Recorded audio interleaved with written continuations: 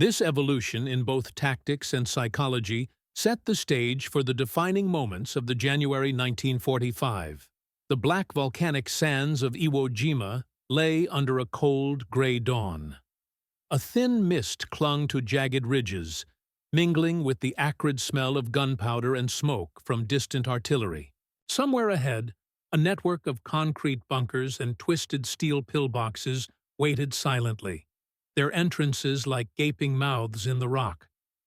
From the shadows, a group of U.S. Marines crouched low, the tension in their shoulders tight, every breath measured. Ahead, a Japanese bunker sat stubbornly on a slight rise, its occupants unseen but not unfelt. The air was heavy, almost alive with anticipation. Then came the hiss. A flame erupted, snaking outward like a living, consuming entity. The roar of fire swallowed the bunker entrance. Japanese soldiers screamed, some a cry of terror, others a curse against the encroaching inferno. The heat pressed against the Marines' faces and the acrid smoke stung their eyes, but they pressed forward. This was no ordinary weapon. This was fire made flesh, a tool of destruction designed to strip away the illusion of safety from even the most fortified positions. Here, on this scarred island, human fear met mechanical fury, and the war would never feel the same again. The moment demanded understanding of why these flames had turned men into ghosts before they even fired a shot. By late 1941, the Pacific was a cauldron of tension and ambition. Japan's expansionist policy had already taken Manchuria, parts of China, and several Pacific islands. When the empire struck Pearl Harbor on December 7, 1941, it ignited a war across thousands of miles of ocean. The United States, once distant and cautious, found itself plunged into a brutal conflict against a foe who had embraced a strategy of unwavering defense and suicidal devotion. The Japanese military doctrine was rooted in the belief that the warrior must hold his ground at all costs. On fortified islands, this translated into a network of concrete bunkers, hidden caves, and pillboxes carefully integrated into the terrain. Each fortification was a fortress, not merely of stone and steel, but of fear and discipline.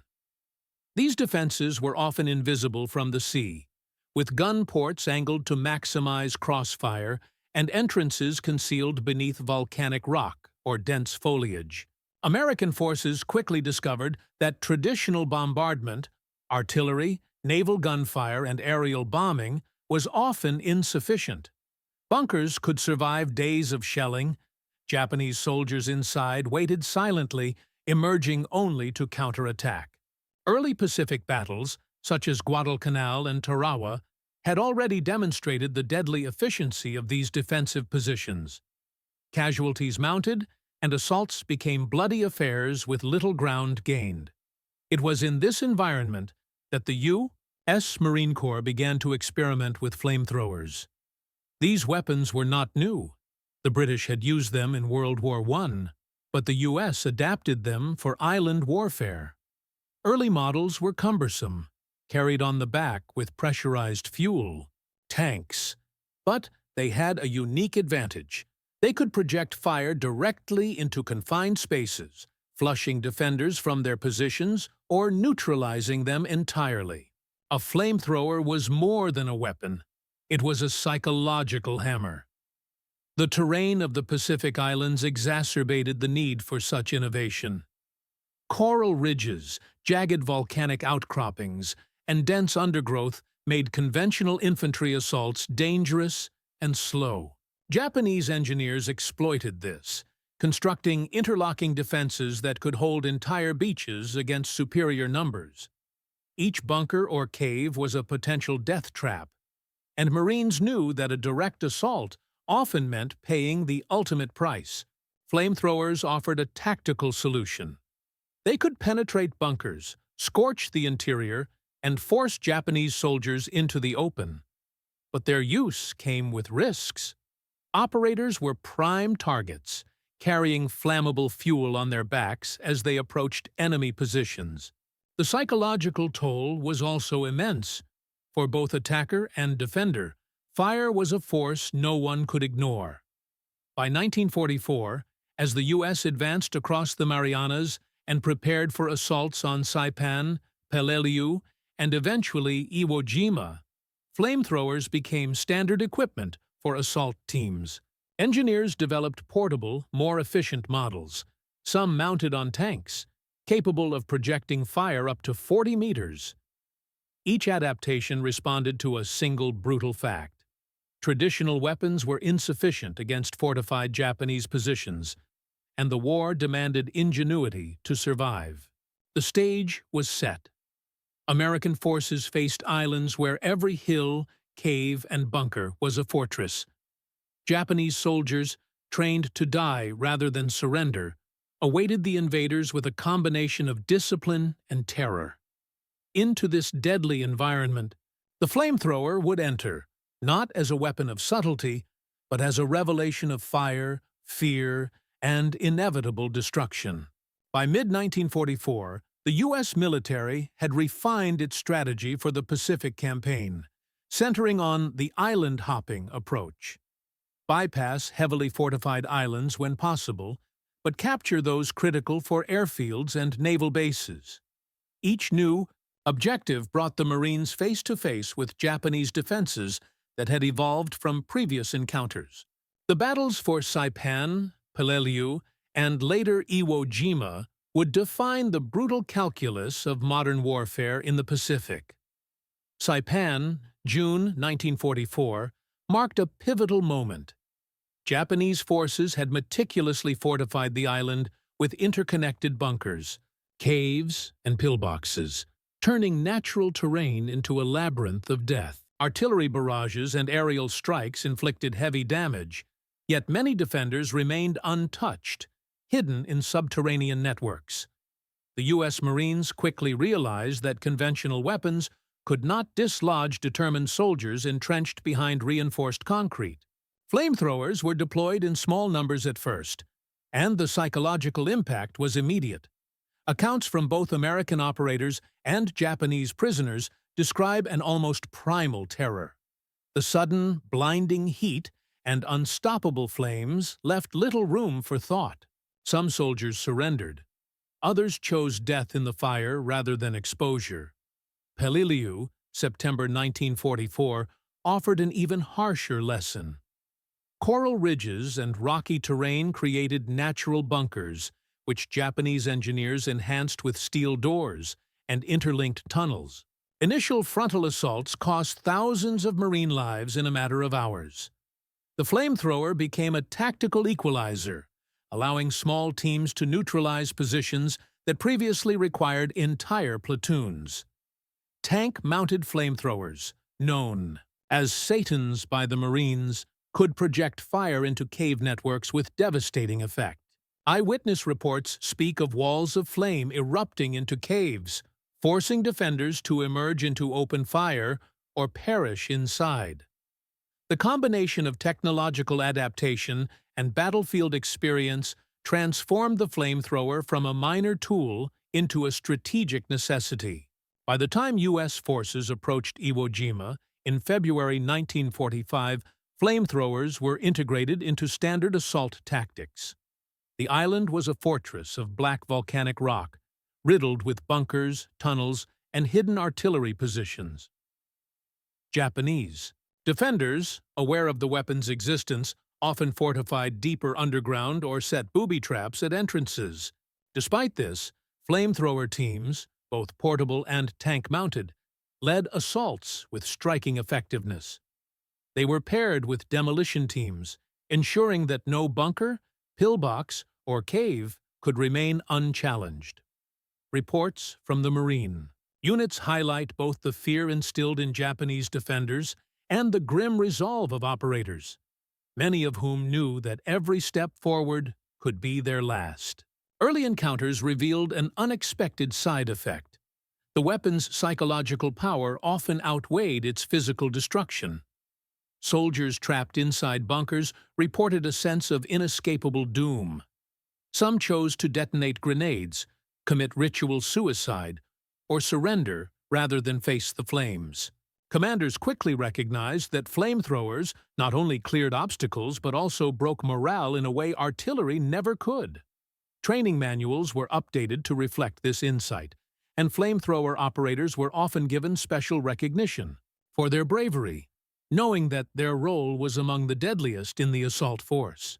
The effectiveness of flamethrowers also prompted Japanese countermeasures. Some soldiers attempted to flood bunkers, create air vents leading to smoke traps, or fire small arms bursts at operators during assaults.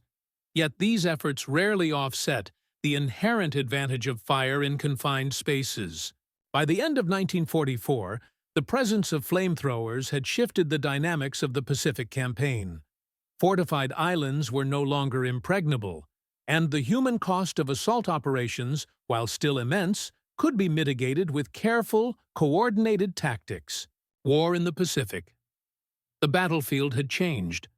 Bunkers could burn, and terror had become a weapon as potent as steel or gunpowder. The next chapter explores the multiple angles of this weapon and its effects, from human fear to technological mastery, from leadership decisions to ethical dilemmas. For the Japanese soldier crouched in a dimly lit bunker, the arrival of the flamethrower was a confrontation with an elemental force. Unlike bullets or shrapnel, fire had no direction but forward, no logic but destruction. Eyewitness accounts from Saipan and Iwo Jima describe men who had spent weeks in perfect discipline, training to repel every assault, now reduced to frantic, irrational terror. Some tried to plug entrances with sandbags. Others shouted orders to empty positions, only to discover that flames followed them into every corner. The psychological impact was immediate and total. Fear became contagious. Soldiers who had once been resolute hesitated or froze. In letters and post-war interviews, Marines recalled hearing the screams of men trapped in bunkers, sounds that would haunt some for decades. This terror extended beyond the immediate target. Nearby defenders, hearing the roar and seeing the smoke, often panicked even before the flamethrower reached them. The weapon created not just casualties, but a ripple of psychological collapse, turning organized resistance into chaotic retreat or surrender. The human cost was as much mental as it was physical, reshaping the battlefield before any gunfire could land. Before flamethrowers, attacking fortified Japanese positions was a slow, bloody ordeal. Platoons would advance under artillery cover, often taking severe casualties, and rely on grenades and close-quarters combat to clear bunkers.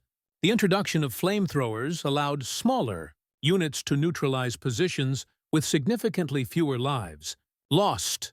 Portable flamethrowers enabled infantry, squads to approach and project fire directly into openings, while tank-mounted versions could saturate larger bunker complexes. Commanders integrated flamethrower teams into assault doctrine, pairing them with engineers to breach tunnels and pillboxes. Tactics evolved rapidly. Coordinated suppressive fire, smoke screens, and flamethrower assaults became the new standard for bunker clearance. On Iwo Jima, entire hill complexes were taken not by sheer firepower alone, but by precise, flamethrower-led assaults, forcing defenders to either flee or perish in flames. The weapon also influenced operational planning at a strategic level. Commanders now evaluated islands not just by troop numbers, but by terrain suitability for flamethrower deployment. Hills and ridges that might have been costly obstacles could now be neutralized with coordinated fire, changing both the tempo and risk calculus of Pacific operations. The flamethrower itself was a remarkable piece of wartime engineering. Early models were cumbersome, with pressurized fuel tanks strapped to the operator's back. The nozzle could project flames 20 to 40 meters, depending on the model, with a fuel mixture of gasoline and thickened napalm providing maximum adhesion and heat. Tank-mounted variants extended the range and capacity, allowing entire bunker complexes to be engulfed in seconds. Designs evolved in response to battlefield experience. Operators learned to conserve fuel, target structural weak points, and coordinate with covering fire. Engineers introduced safety measures, reinforced hoses, pressure gauges, and quick-release tanks to protect operators carrying flammable fuel. The adaptability of the technology was key. It could be deployed in jungle, volcanic terrain, or coral ridges, maintaining effectiveness in the most hostile environments. Beyond mechanics, flamethrowers embodied a principle: the merging of human courage and technological innovation. Operators had to approach under fire, often under sniper or grenade attack, and unleash an instrument of terrifying power. The combination of human bravery and engineering ingenuity made the weapon uniquely effective, turning even the most daunting fortifications into vulnerable targets. For U.S. officers, the flamethrower presented both an opportunity and a challenge. Leading troops against fortified positions was always perilous, but flamethrowers allowed commanders to plan assaults with a new level of precision. Battalion and company leaders had to coordinate infantry, engineers, artillery, and flamethrower teams to maximize effectiveness while minimizing casualties. On Iwo Jima, officers observed that flamethrower operators often became the focal point of enemy fire. Decisions on when and where to deploy them could determine the success of an entire assault. Leaders had to weigh the lives of their operators against the strategic necessity of neutralizing key positions. Veteran Marines recount that careful planning, reconnaissance, and timing were crucial. A poorly executed flamethrower attack could stall an advance, while a well-coordinated assault could break the enemy's backbone in minutes. Leadership under these conditions required both courage and tactical foresight, merging human judgment with mechanical firepower. Japanese commanders, in turn, faced impossible choices. Trapped in bunkers with limited ammunition and mounting casualties, they had to maintain discipline among soldiers already aware that flamethrowers were advancing. Many resorted to night raids, booby traps, or suicide charges, hoping to disrupt American operations and preserve their defensive lines. Yet, against the relentless advance of fire, even experienced leaders struggled to maintain control. The Japanese defensive doctrine was rigid but adaptive. Soldiers and engineers developed tunnels, escape shafts, and interlocking bunkers to counter artillery and small arms fire. However, the flamethrower was uniquely disruptive. Smoke, heat, and fire penetrated defenses in ways bullets could not. Some Japanese units attempted to neutralize flamethrowers with grenades, concentrated small arms fire, or by collapsing tunnel entrances, but these measures rarely succeeded against coordinated attacks. Psychological responses were equally significant. Soldiers reported a visceral dread of the flame, sometimes abandoning their posts or committing ritual suicide to avoid capture. Commanders recognized that the very presence of flamethrowers could fracture morale even before physical confrontation. In effect, the weapon extended beyond its mechanical function, becoming a psychological instrument of warfare that dictated behavior and influenced the outcome of engagements. Before a shot was fired, the use of flamethrowers raised moral questions even among U.S. forces. The weapon's ability to inflict gruesome death and its indiscriminate reach within confined spaces made it controversial. Reports from military historians and veterans note that operators sometimes hesitated, aware that the flames would consume anyone in their path, combatant or not. Yet, within the context of the Pacific Theater, where Japanese soldiers often refused surrender and fortified themselves in positions that conventional assault could not breach, the flamethrower became a pragmatic necessity. Debates over its use were tempered by the harsh realities of island warfare. Commanders understood that clearing a bunker with traditional methods often resulted in far higher casualties among attacking Marines. From a utilitarian perspective, flamethrowers, as terrifying as they were, saved lives on the attacker's side while achieving objectives more swiftly. The ethical tension between the horror inflicted and the lives preserved remains one of the most haunting aspects of the Pacific Campaign. These angles, human, tactical, technological, leadership, enemy, and moral, intertwine to reveal a fuller picture of flamethrowers' impact. They were weapons that shaped behavior, strategy, and morality alike. February 19, 1945. The black sands of Iwo Jima trembled under the roar of naval bombardment.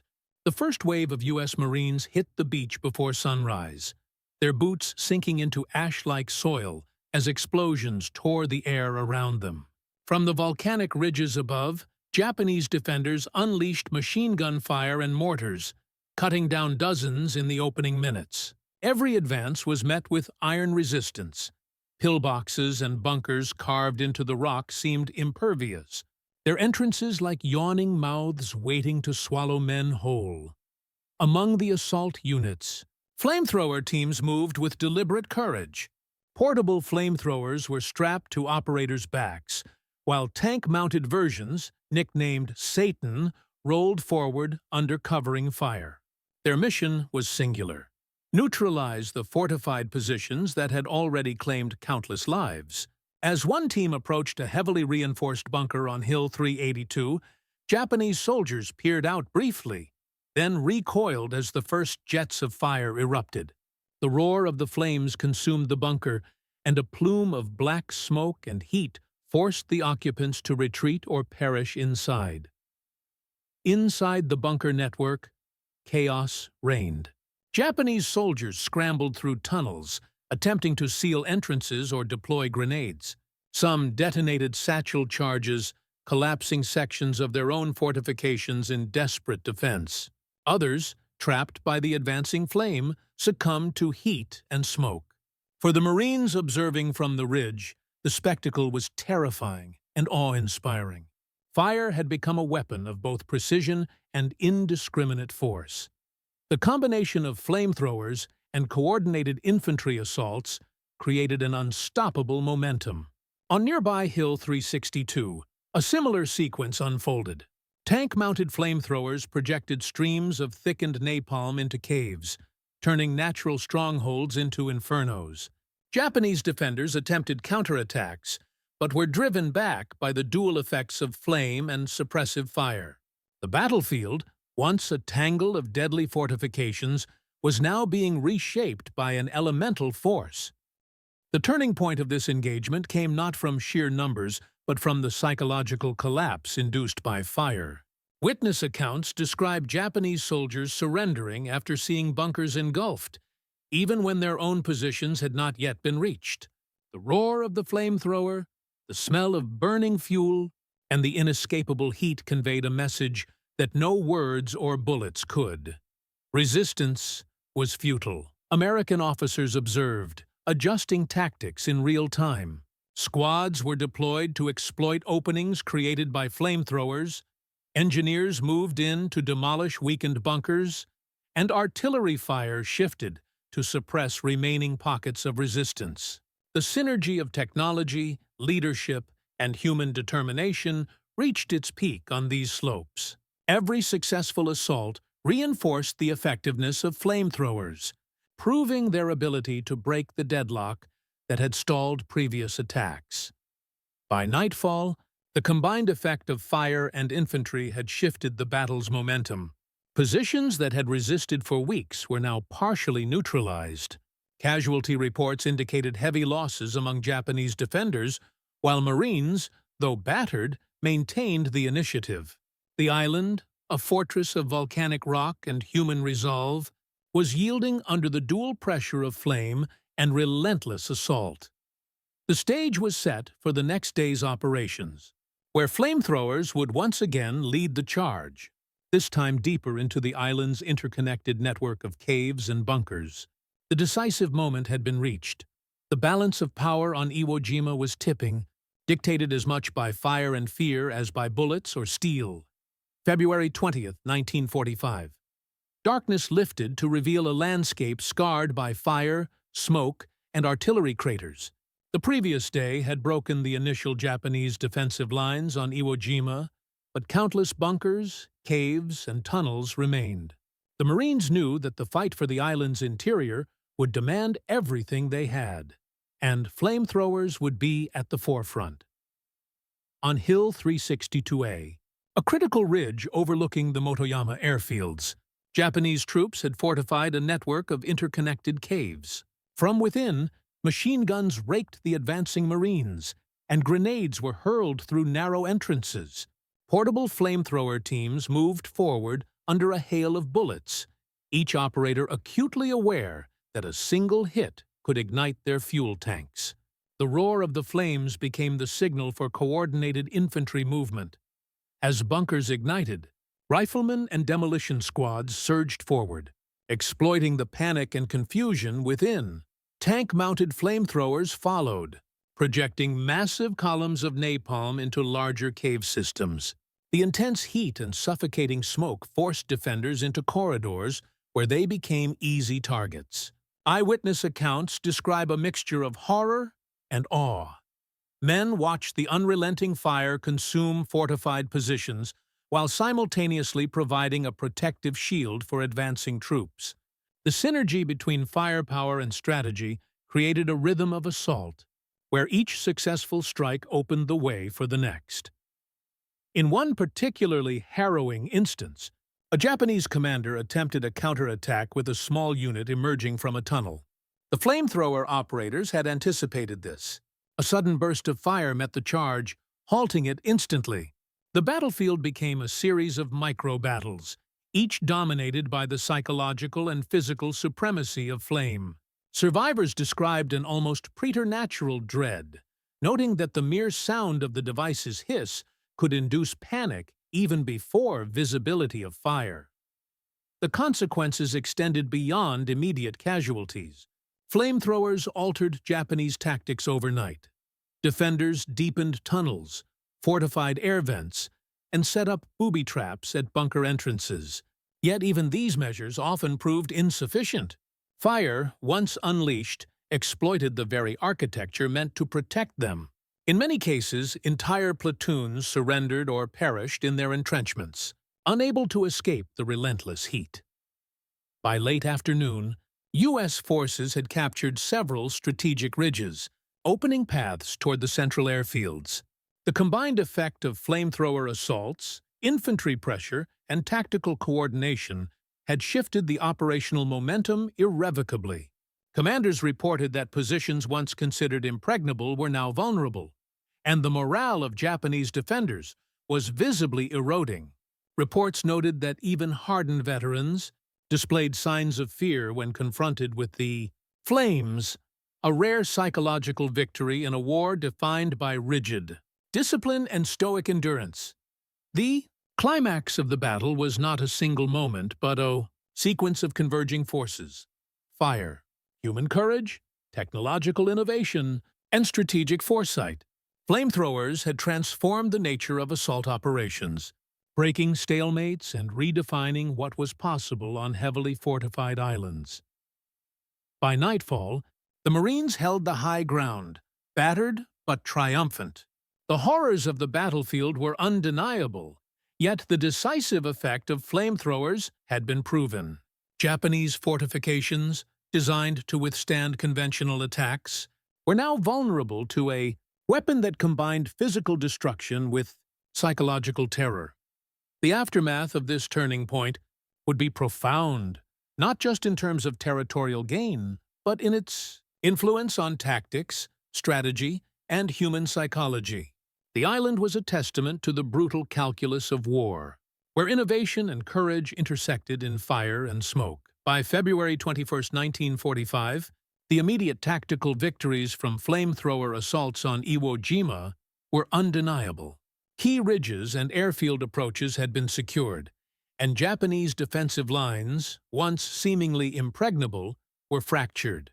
Official reports from the 3rd Marine Division recorded that bunkers previously resistant to artillery or small arms fire had fallen swiftly to coordinated flamethrower teams. Entire platoons of defenders were either eliminated within their fortifications or forced into surrender under the relentless pressure of fire. Casualty figures underscore the weapon's grim efficiency. While Marines still suffered heavily, flamethrowers allowed assault teams to reduce exposure to entrenched machine gun fire. One after-action report noted that a team of 6 operators had neutralized a series of bunkers that had previously required 3 companies to assault over several hours. Japanese losses were catastrophic, particularly among those trapped in caves where fire and smoke proved inescapable. Eyewitness accounts describe scenes of panic, chaos, and the horrifying immediacy of flames consuming fortified positions. A stark reminder of the lethal power concentrated in the hands of a few trained operators. Psychological impact on both sides was profound. Marines who survived the flamethrower assaults reported a mix of awe, fear, and grim respect for the weapon. Letters and memoirs recount the tension of carrying flammable fuel into the teeth of enemy fire, knowing that a single mistake could mean instant death.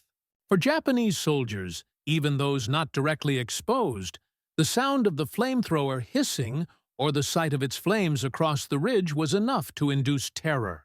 Entire units surrendered more quickly, sometimes abandoning entrenched positions without resistance, illustrating that fire could shape the battlefield as much as bullets or bombs. Strategically, the success of flamethrowers at Iwo Jima validated their broader adoption across the Pacific theater. Commanders integrated flamethrower teams into every major assault operation, combining portable and tank-mounted variants with infantry, engineers, and artillery to maximize effectiveness. Tactics evolved further. Reconnaissance focused on identifying bunkers vulnerable to flame, assaults were carefully timed to exploit smoke and fire, and operators were trained in advanced breaching and suppression techniques. The weapon's efficiency allowed commanders to conserve manpower while achieving objectives that previously required enormous expenditure of time and lives. In broader operational terms, flamethrowers accelerated the capture of fortified islands, reshaping the Pacific campaign. Saipan and Peleliu had already demonstrated their value, but Iwo Jima became the definitive proof. Entrenched defenses could be overcome not just through attrition, but through psychological dominance and precision application of fire. The combination of technological innovation, human courage, and tactical planning created a template for subsequent battles on Okinawa and other strategic objectives. The immediate aftermath also influenced battlefield documentation and historiography. U.S. military archives contain detailed logs, photographs, and unit reports illustrating the deployment and effectiveness of flamethrowers. Veteran testimonies, published decades later, emphasize both the terror inflicted on the enemy and the risks borne by the operators. These sources collectively offer one of the clearest windows into the weapon's operational, psychological, and human dimensions during the Pacific War. The consequences of flamethrower use extended beyond immediate battlefield victories.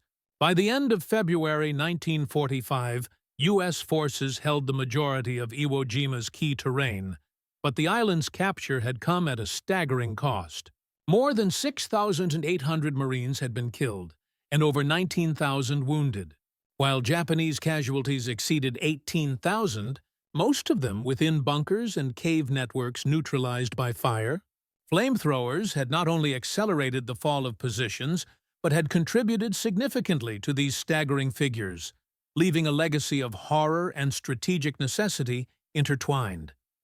Japanese defensive doctrine also evolved in response. Soldiers learned that no tunnel or bunker could guarantee safety against the combination of human ingenuity and fire.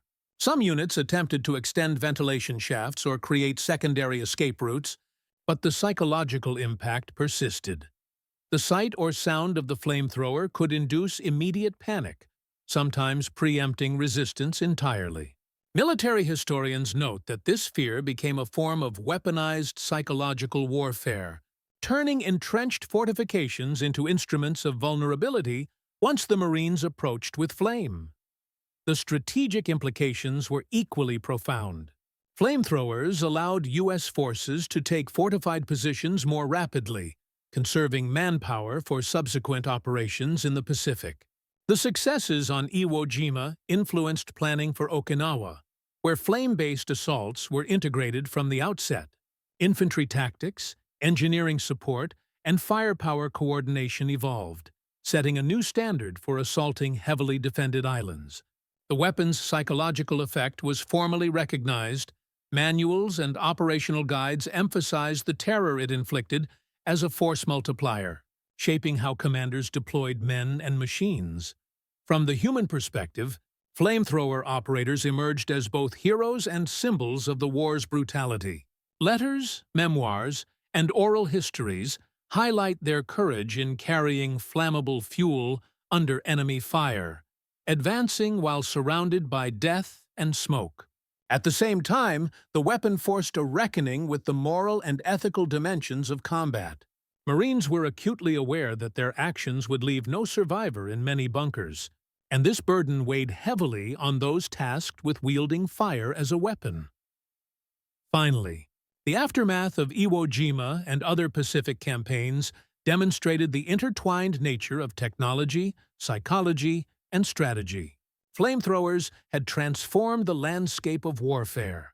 No bunker could remain secure, no defender immune to fear, and no assault untouched by innovation. The weapon's legacy would reverberate in military thought for decades, informing infantry tactics, siege doctrine, and the study of combat psychology. The stage was now set for reflection. The story of flamethrowers is not simply one of technological achievement or tactical advantage. It is a story of human courage, fear, and the relentless calculus of war. Understanding its impact requires stepping back from the battlefield to consider what these infernos revealed about warfare, humanity, and the price of victory. The flames that consumed Japanese bunkers in the Pacific were more than a tactical tool. They were a revelation of the brutal interplay between human courage, fear, and technology. In the confined volcanic landscapes of Iwo Jima, Saipan, and Peleliu, fire became an arbiter of survival, stripping away illusions of invulnerability and exposing the raw vulnerability of men on both sides. For the Marines, every step forward with a flamethrower was an act of calculated bravery. For the Japanese defenders, every hiss of fuel and burst of flame represented the inescapable weight of fate. Beyond the immediate horror, flamethrowers reshaped the very nature of warfare in the Pacific. They demonstrated that ingenuity and adaptation could overcome even the most formidable fortifications, and that psychological warfare, fear itself, was as decisive as any bullet or shell. Commanders learned to integrate this terrifying power into coordinated assaults, while operators carried the dual burden of both survival and the infliction of destruction. The weapon blurred the line between human ingenuity and elemental force, transforming terrain, morale, and strategy in equal measure. Yet the story of fire in the Pacific is also a meditation on morality and consequence. The intense, consuming power of the flamethrower forced soldiers and commanders to confront the human cost of victory. Every bunker destroyed left behind not just debris, but lives extinguished in ways that left enduring impressions on both sides. The weapon's legacy is thus both practical and philosophical, a lesson in the efficiency of war, the vulnerability of human defenses, and the enduring impact of fear as a tool of strategy. In the end, the Infernos of Iwo Jima and other Pacific islands stand as a stark reminder of how warfare can magnify human courage and terror in equal measure.